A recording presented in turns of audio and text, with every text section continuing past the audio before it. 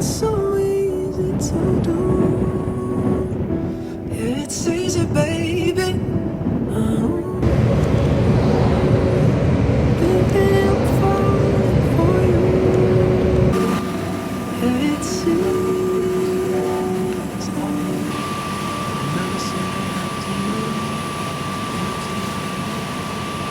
lose. Going to Norway is a dream come true.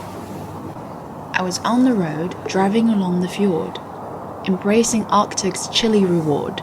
I was up the hill, feeling the coldness soar. To the sea, where whales dance and explore. I was in the polar dark, chasing the northern light. With campfire lit, marshmallows felt just right. I was in the Arctic, where nature's glory takes flight. About 3 things I was absolutely positive when I landed. So, on my way to the plane. And look, it's actually quite early in the morning. God, I look chubby. Right, see you in Norway. First, it's dark in the Arctic. I was there in the polar night season, meaning no sun during my entire stay. Second, Tromsø is incredibly slippery. Walking from one place to another takes longer if I wanted to avoid falling, but we got used to it. Hey! And third, I was unconditionally in love with the Arctic.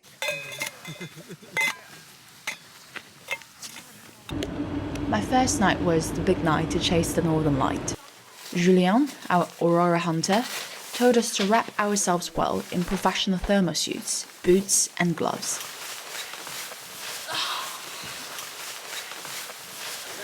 We drove up north in the dark, and luckily we saw the aurora on our first try. We can see pretty, it's like about 30% clear, but I believe it's getting better and better. My bare eyes couldn't see the light as my camera did, but one thing I noticed for sure, the aurora was dynamic. It kept moving and dancing and was so unpredictable. We set up a campfire to warm up. I tried splitting the wood.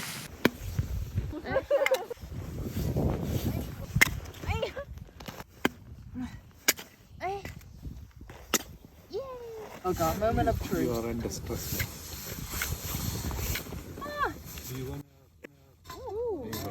Sorry. God. So it should go. So you let it grow a bit, and then you take the small pieces and then you add them slowly. Good job. Great job.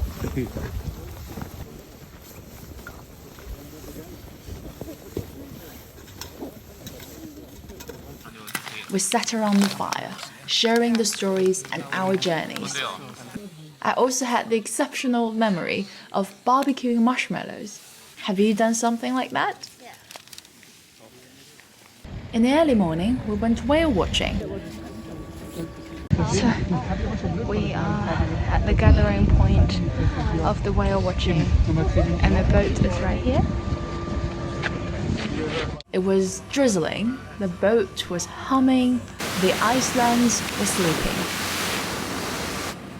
We were sailing from dark to dawn. A few hours later, we knew we were there when we saw whales blue from afar.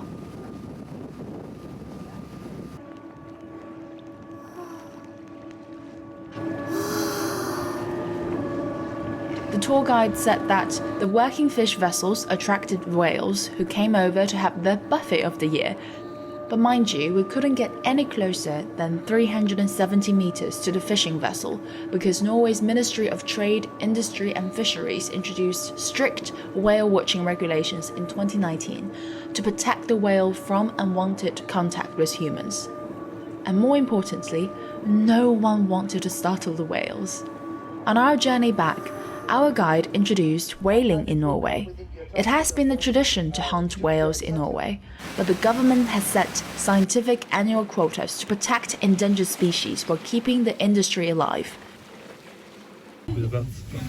Afternoon, we went up the hill.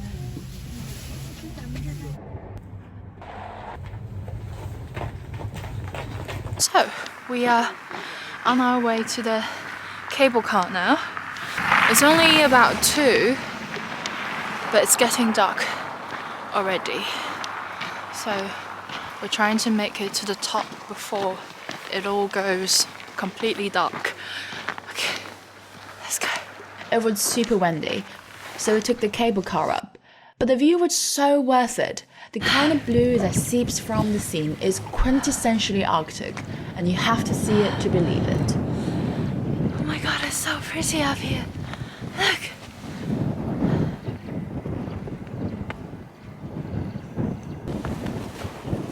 You need no filters.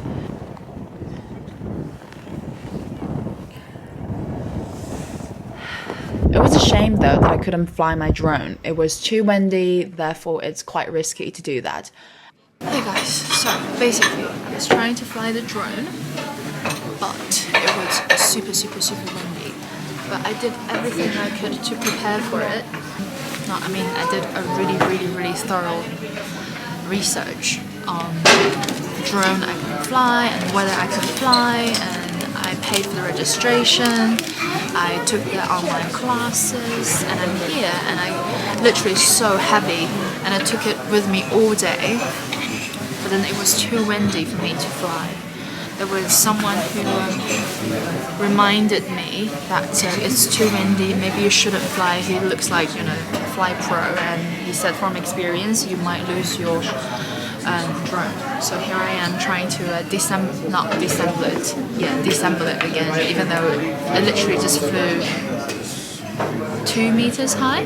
But luckily we're in this coffee shop at the mountain top, and we are having a panoramic view. But I am happy that I stayed a bit longer, because the night view was just as fascinating. In early hours, I didn't feel I was in polar night season, because even if I couldn't see the sun, I felt the faint sunlight, as the sun worked so hard to break out. But at later hours, I was in pitch black darkness. The only lights I could see were the warm orange dots from the town. You know the kind of vibe that you feel when you read Nordic fairy tale? That's how I felt. So then we got up the hill, strolling back to our Airbnb.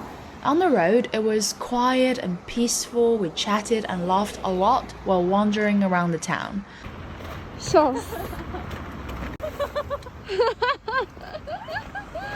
We made it to the harbour. Everyone we saw was walking carefully, some hand in hand, some arms across arms, so adorable. But apart from the human beings struggling to walk, everything else rested in thought-provoking silence. Here's a species that's probably doing both of those things. Before this trip, I knew I wanted to see the fjord, but I needed to figure out why.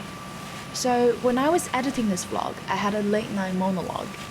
Somehow, I was so emotional when I started talking about my days in the Arctic. And then they downed. A realization so profound. It was how I felt tiny in the Arctic Ocean's surround. It was how my heart leaped as the orca took flight. It was how I held my breath in the aurora's light. It was when a thrill surged on a sleigh ride. Through the snowy expanse, it was so far and wide. It was when freedom echoed along the fjord side, where the nature's majesty cannot hide. It was in the campfire's glow, warmth supplied, marshmallows, hot chocolate, the Arctic's fireside. All these moments happened under the Arctic's blue. It was the fulfillment of a dream finally come true.